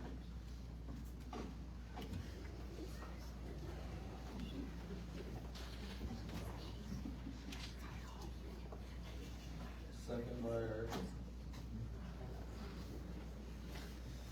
And Russell, would you say that your motion was to have public discussion involving the 8 cards that submitted? That is correct. That is correct. And that's what you're in agreement with? Yes. All right, so a motion and a second to hear what these people have to say this evening. All in favor, say aye. Aye. Anyone opposed? Motion carries. All right, folks, now I did terrible in sounding out words when I was a kid in grade school, so when I say your name improperly, please forgive me. Steve, C-I-R, I-N-O. Serena. He left. He left. You don't have 8. So, all right. Kendall Everhart? I'm gonna go ahead and table mine till the next meeting. You wanna speak at the next one? Okay. That's fine. 6. Sean Simpson. Simonson, I wish to speak, just, and Please. it won't take long. Sean Simon. Excuse me for my hobbling around, I had a knee replaced. I've lived on Carr Road since 1990. Now, I've lived on 2 different places. I recently bought a house in Brookstone subdivision in 2004. I bought new. I just have a couple pictures. My only issue is storm drainage. I just happen to live on the lowest lot in Brookstone. So everything from Carr Road, everything from that field, and the 7 or 8 houses behind me goes to my front yard. Now the field only has one 24-inch drainage pipe, which runs to my yard. And I have a 24-inch that runs under my driveway out to the back of my neighbor's yard. So what happens is every time it rains hard, they can see the pictures, it goes into my house. Every time. And I'm sure people who went down Carr Road, that I gotta block the pipe off, actually. Only allow half of it coming from the field into my yard to compensate for all the ditches. All the ditch on the ditch, from my side of the house, everything goes to my front yard. I cannot leave the storm drain cover on it because one little piece of trash plugs it, and then I am really out of luck. So they all got pictures, it goes into my house every time. My only question is about this subdivision. The owner of the property is a friend of mine, used to be family. But, drainage, that's storm sewer. The property drops off right in front of my house, and the last thing I know is water does not run uphill without some help. So, they're gonna have to do something, reroute all the water coming down Carr Road somewhere else, because my yard, my house cannot take it. And you all got the pictures, so they speak for themselves. This is every time. Thank you. If you guys wanna cheer, you wanna clap, go to a ball game, it's a public meeting, I can't have it. I'm sorry.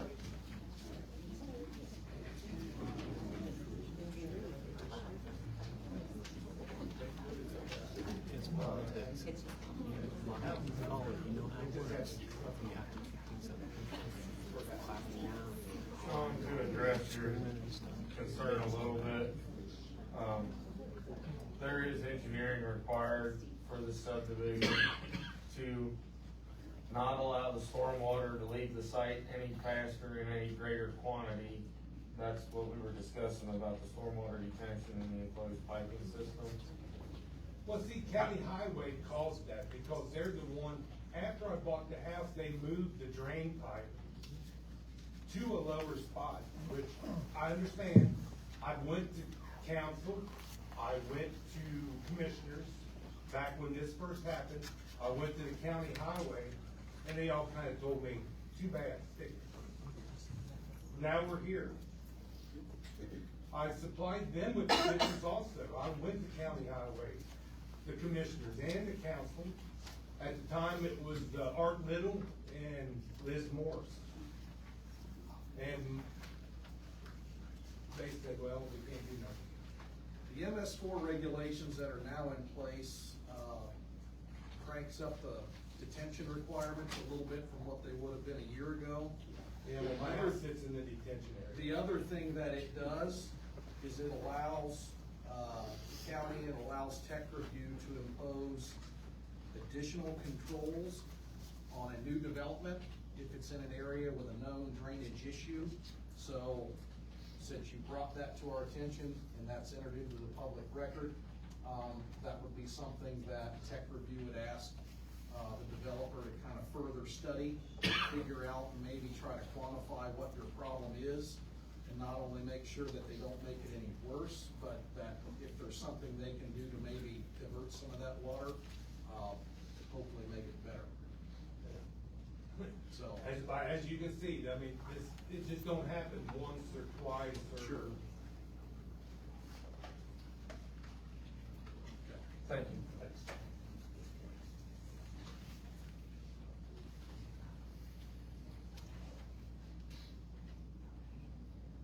Weisenbach, I wish to speak. please step up. I'm sorry, what was your first, speak your name and you can put your podium, please. Alina. Alina? Salina. And, I've lived on the end of Carr Road all my life. And me and my sister like to play outside. And I just like kind of seeing the country. And our schools, my sister is in 5th grade and she's in elementary school. And it's really crowded, they're at the capacity. And, I'm in middle school and it is also kind of too. And, yeah, and I just like playing outside, and I have pets, and they, sometimes run around the property, and, yeah.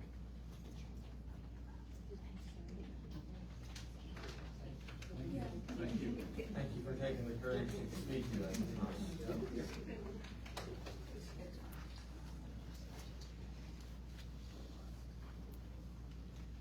Bradley Everhart? I'm gonna decline to that. Okay.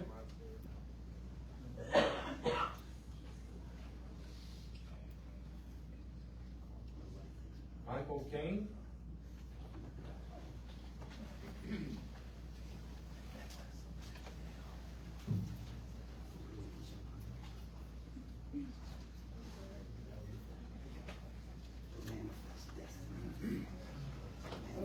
I'm not gonna decline. Maybe it's just speak. appreciate the opportunity. I live, my name is Michael King. I live off of Pine Ridge Lane, which abuts the proposed development. Been here since 1990. Moved here from Western Hills, Delhi, and we moved here because my kids were into dirt bikes and horses. Western Hills obviously doesn't really handle that, and it's because of really the density of housing in Western Hills, Price Hill. Those areas are extremely dense, so that's why we moved here. I love the country. I love being in Dearborn County, and I'm not opposed to development, but I do have concerns about development that may not improve the quality of the county. And I realize, a developer has a cost point where they gotta meet. That's just reality. But it seems to me that high density on this particular street leads to problems with safety issues. There are people that walk up and down Carr Road, walk their dogs, their babies, what have you. Traffic's heavy already. When I moved here, that development wasn't over there. The other 100 and some odd homes that they built over there. So traffic increased tremendously, but as it is, if you walk your dog up and down Carr Road, you're gonna be jumping around traffic pretty regularly. So to add another 100 and some odd homes, potentially maybe a couple of 100 cars coming up and down that road is challenging. And I will say, I drive up down Carr Road every day, and getting out on North Dearborn Road at certain times of day is a challenge. And one of the things that I always tell people about the Brad area is we got no traffic lights. We got four-way stops. We got a flashing light. That's it. And I'd love to see it stay that way, but it's not going to stay that way if we have this kind of traffic, in my opinion. So again, I'm not opposed to development, but I think it's got to be reasonable. It just seems like rezoning this doesn't make a lot of sense since you already rezoned it once. From agriculture to R1 does have some limitations, but it's not huge. It's just a difference. So anyway, my opinion, I would love to. I'm not opposed to development. I know somebody's going to build something there, but I kind of would like to say that high density development like this probably is not going to fit right now, in my opinion. So thank you. Appreciate your time. Thank you.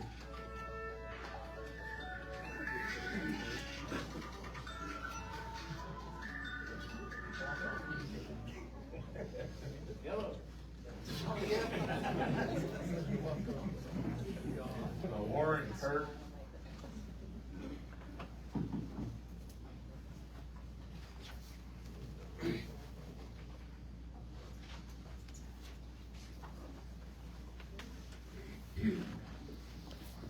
Thank you for the opportunity. Been an interesting meeting, no doubt.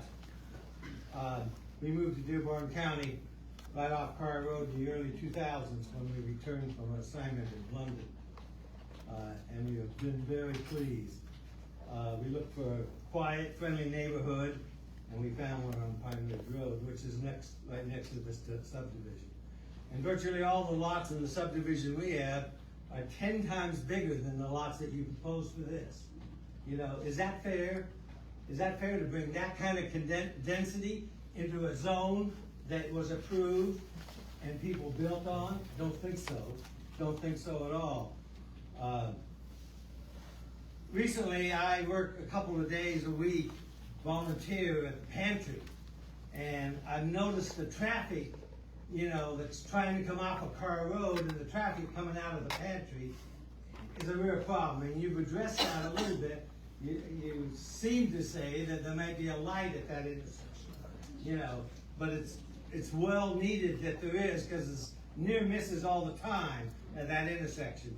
And right at that corner, there's a vacant lot. And many people have asked the owner, I don't know who the owner is, will you sell me that lot? Will you sell me that lot? And he's put up a sign, this lot is not for sale. And I asked someone that was familiar with the owner, I said, what is his intention? Oh, he wants to build a gas station or a 7-Eleven or something right on the corner of Carr and North Dearborn. Now you think what's that going to do to the traffic? It's going to absolutely devastate. The congestion will be beyond belief. I'm very concerned about this development. When I go down Carr Road, when the Postal Service or one of the delivery services are going down Carr Road and making deliveries, you see frequent near misses because the road is very narrow. And if you look at that situation, I don't see any way you can widen that road. You know, all the post office boxes of the people that live on Carr Road are right there on the road. And that makes it very, very hazardous when you're trying to go out to North Dearborn from your home or come in. You don't normally come in when the mailman is being delivered, but when you try to go out, you can. And this is going to be really a lot worse when this development comes in. Consider that, please. Those are basically the comments briefly. I don't think it belongs in the neighborhood that we know of in that area.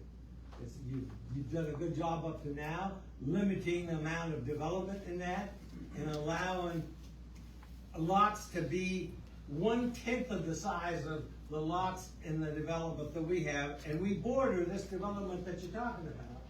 Doesn't seem fair at all from this homeowner. Doesn't seem fair at all that you go from 2.5 acres to 1/4 of an acre with the next development right next door. There's no reason. And if you've walked that, and I've walked that, a friend of mine lives very close to, in that same development, that slope is steep.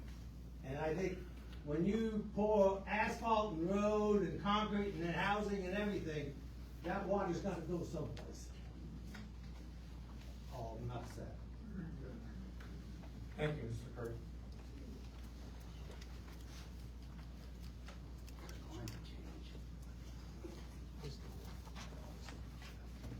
Brian Brewer. I did receive a copy of an email you sent to our planning department. I'm going to ask that you only comment on this application because that's so relevant this evening. I understand. Thank you. That's my intention. First, I want to thank Mr. Lang and Mr. Thatcher for giving consideration to allowing the public comment tonight. I think a lot of people here came down for a reason. I think it's important to get the opportunity, so thank you for that. I've sat here and listened to the presentation, and I came down here with one line of questions, particularly in mind, and after listening to some of the comments, it's kind of poised me for a couple more, so I'll try to keep this brief. First, my question for the developer, do you have any experience doing developments in rural communities such as Bright? I know you mentioned that you have plans to work on the Tanners Creek development, but outside of that, you were talking about Cincinnati, Dayton, Northern Kentucky. I'm just curious if you have any experience in developing in these type of communities other than Bright. You have to ask us the question. Okay. We will ask them. Okay, so that's a question for me, for the developer. I'd also, not making a point of this, but do any of you gentlemen on this board reside in Bright? None? Okay. I have a family there. I already know the answer to that question. I'm just doing it for everybody else's sake, so I appreciate the answers there. So I'll get to my point. My point is more in line with statutorial requirements of this board and obligations within Dearborn County zoning ordinance. And, we may have some comment from behind on this. But I understand we've acknowledged that there's a lack of a will serve letter with regard to Tri-Township Water Corporation. I've said earlier that doesn't exist. Also, I'm under the impression that there's not been a transportation study, particularly with. We already know that. So, okay, well, that brings me to my point. Transportation study is an optional requirement for a zoning request, so it wasn't given to the applicant up front, but then the letter from the county engineer at the technical review committee asked for that study. Well, according to the Dearborn County zoning ordinance, Article 5, Section 520, the contents of an application for a zoning amendment. It goes through some legal verbiage here, and we get down to a section that's entitled Minimum Elements for a Zone Map Amendment Application. And within that criteria, we have 1, general existing site characteristics, ownership, topography, on and on. 2, we have a minimum element for zone map amendment applications, transportation patterns. We know we don't have that here, that's already been acknowledged. And move on to number 3. And for utilities and infrastructure, I have particular questions. So in this section, it states that the applicant must provide the general location of existing sewer, water, electric, gas, and utilities, if applicable, that will serve the proposed development, must be shown or referenced on the concept map or plan. I'm sure that's all been, everybody knows who provides the water and the sewer and on it goes. After that, it says, this information shall also, the word shall also are relevant in this statement, be accompanied by written statements from the service providers that address capacity issues, as well as affirm the capability of the applicant to have these services extended to the proposed development. Now, my concern is that if these are the minimum elements of a zone amendment application, they've clearly not been met prior to this meeting. Shall also does not mean may if it wants to, nor should do if it's not too much trouble. It means it is a statutory requirement. I've spoken to legal counsel and been advised as such. So my question is, how are we here at this public hearing when this zoning amendment application is incomplete in its statutory requirements to meet the minimum elements of a zone map amendment application? Well, I can explain that a little bit. Okay. At the technical review committee meeting, we were told by the applicant that they were still engaging with Tri-Township Water to get a letter that stated that service could be provided. Right. And that meeting was going to happen the following week or two with Tri-Township. If I remember right, that Tri-Township had a meeting last week and the week before. Absolutely. And the week before, they did not provide a letter, and then at their last meeting, they did not provide a letter. But this meeting had already been advertised, so we couldn't just not show up. So but I feel like the cart's been put before the horse here by this board, and that there's a direct disregard for this statement. I don't disagree that we need the letter.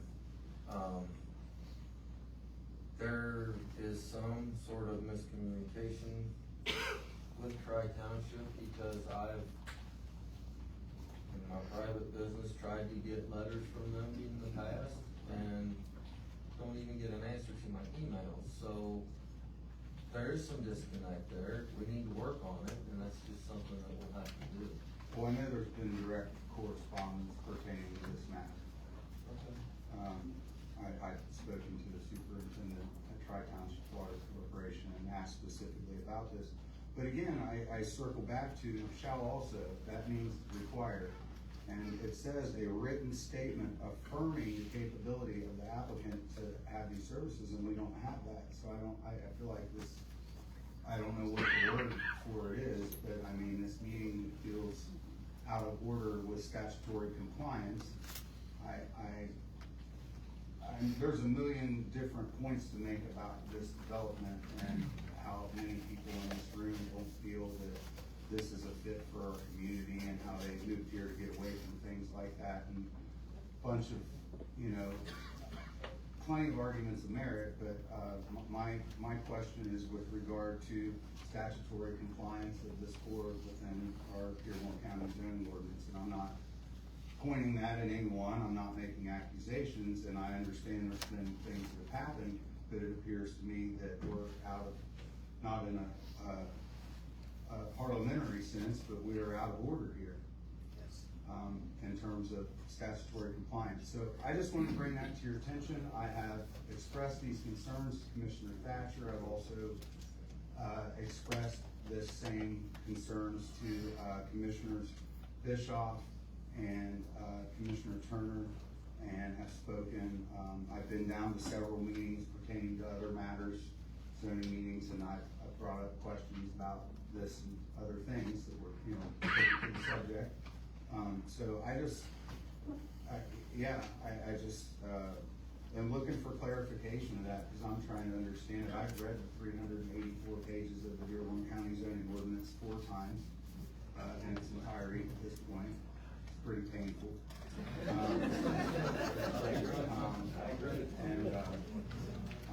Compliments to the chef. It is a very wordy piece of paper. It's a difficult read.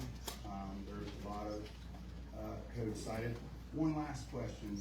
Nicole mentioned earlier pertaining to the Bright Fire Department, and you mentioned that you were committed to working with the Bright Fire Department as far as ensuring any concerns they may have pertaining to funding with regard to this development. And as a taxpayer, I'm questioning that statement. I don't understand where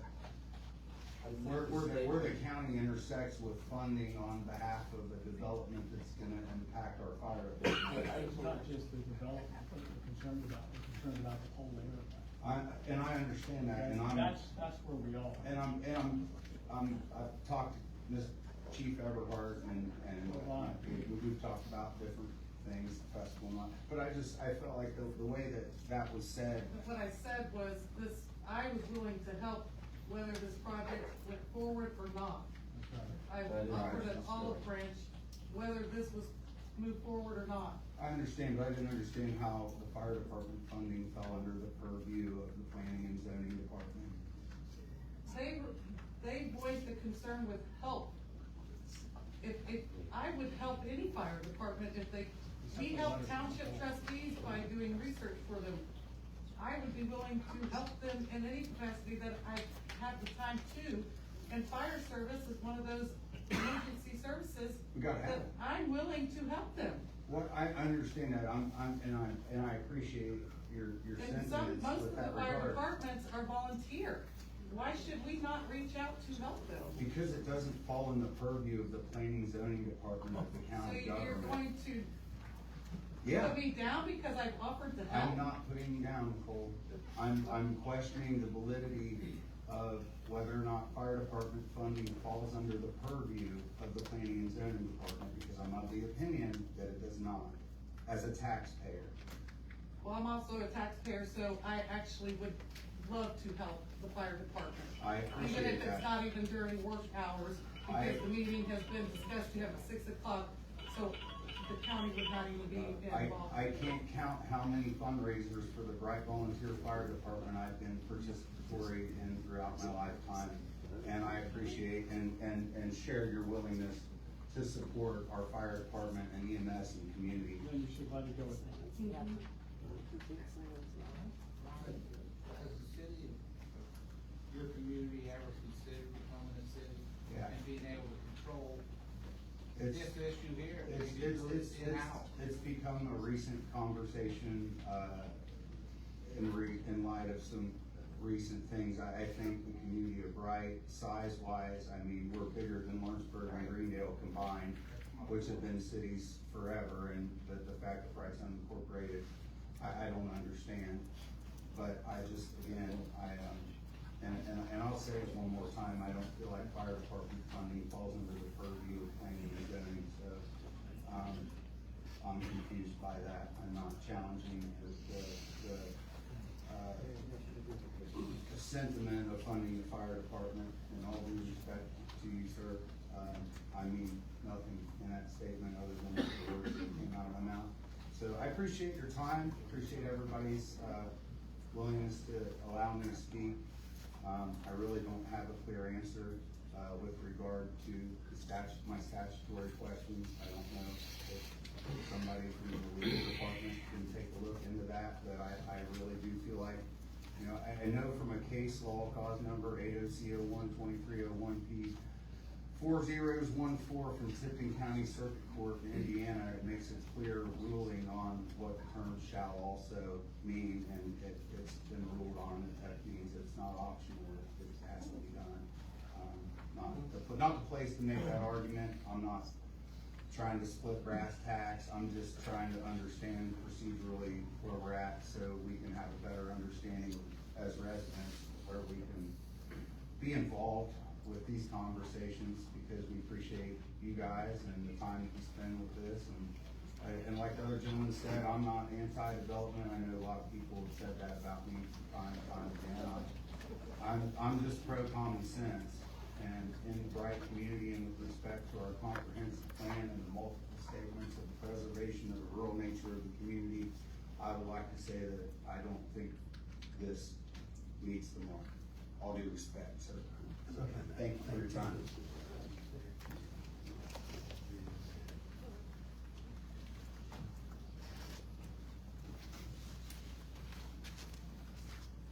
That was the 8 cards that we had this evening. Move to close public discussion.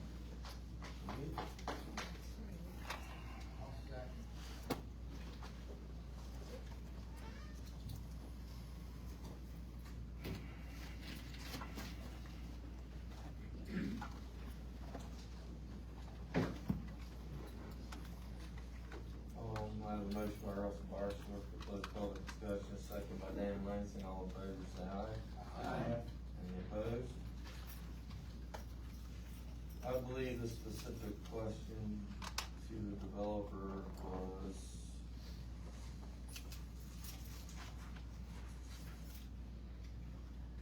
have you done any development in rural communities such as the Bright area, or is your development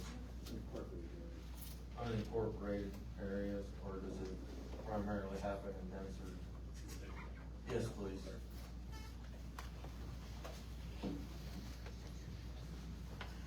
Yes, so we currently build in 10 counties. Obviously, Cincinnati being Hamilton County, they're not making any more land there, so all of our developments are on the exterior, so exterior of where development has happened. Land acquisition managers like to act like our job is hard, but you can see where the last community was and where the next one's gonna be, because it's gonna be the next one out. So in Alexandria, Kentucky, in Burlington, Kentucky, in Springboro, in Troy, and in Monroe, and Lebanon, almost every single community, it's folks who live in an agricultural area that is not gonna be agricultural for much longer if we want more houses. That's the reality. So, yes, to answer your question, we always are going on that fringe of the fringe between suburbia and rural. And there was one other thing I was brought up about stormwater, which I think I can maybe shed some light on. So I think it was referenced that the engineer is gonna have input on how that stormwater system is designed.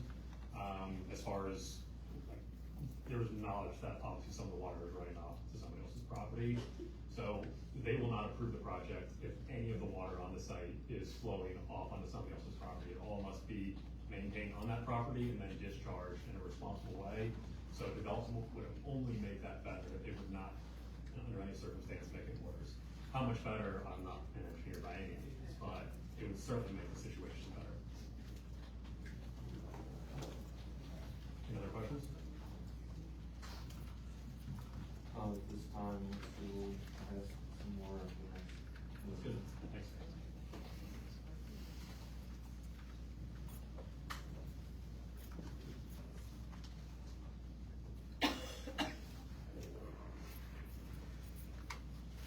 All right, board members. I'm gonna revert back to my original motion to table this with the conditions I had stated before.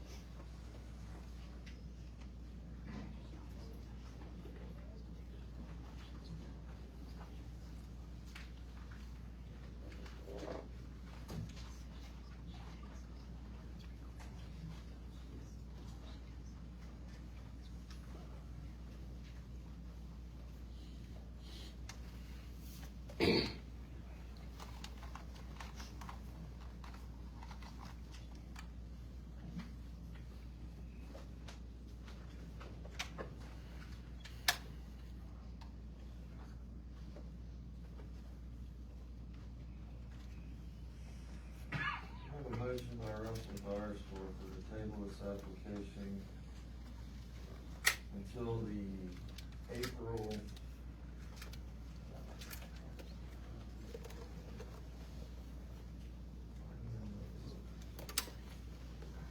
April 28th planning commission meeting with additional information addressing level of service letter from the Tri-Township Water Corporation, updated information from the fire department, and a traffic study done per the county engineer's letter from the Tech Review Committee. So that's the motion.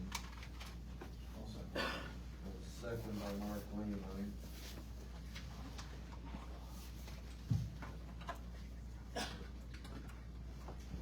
And discussion on the motion, one of the requirements of that zone map application is, addressing how this development fits with the comprehensive plan. We'd like to see if we could amend the motion to include that.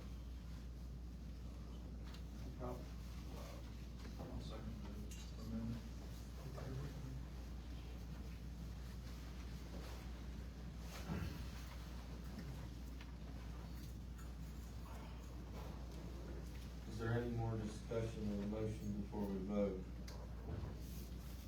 All in favor say aye. Aye. Any opposed? Any abstained? Motion carries. So tentatively, this will be brought back up at our April 28th meeting. The reason I say tentatively, and we will have to meet that night either way, is that if the applicant is not able to meet the deadline for that meeting with the updated materials, we're not going to be able to hear it that. I just want to let everybody know that, because I know it's a pain to come down here and have us table an issue, but it's what we have to do. And I want to thank everybody for coming tonight and taking interest in your community. And with that, we're going to move on to administrative. Do you have anything? We do not have anything, but I will, we are moving the meeting In March. to the 31st.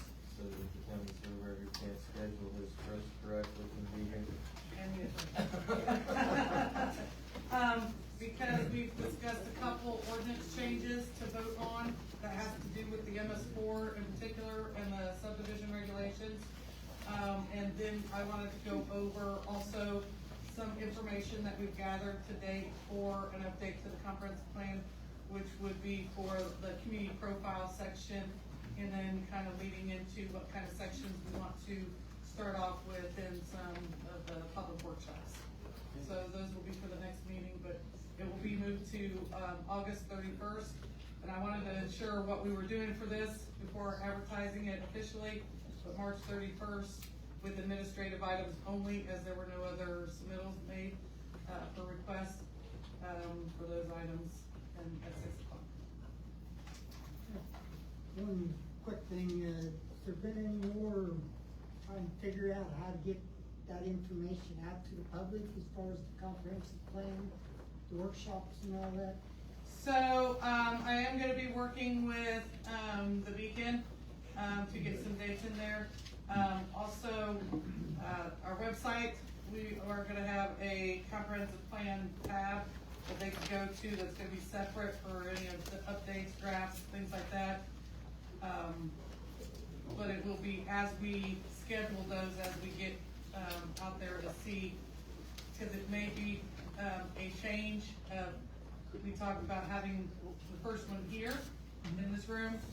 If that was insufficient for the people that would come, then we would have to do something like we've done in the past at Agner Hall. So I don't wanna put too many out there in advance, because there could potentially be changes on the amount of involvement. And then the, survey should be coming out within the next 2 weeks as well. So that will be posted on our planning and zoning Facebook page and the, actual website. And I have a group And so anybody that's wanting to be involved in a comprehensive email blast, please let me know, get in contact with our office, give me your email. I do still send emails out to the group that was also involved with the zoning districts and stuff like that, so I am willing to add anybody to that group so they get notifications as well. We'll be adjourned.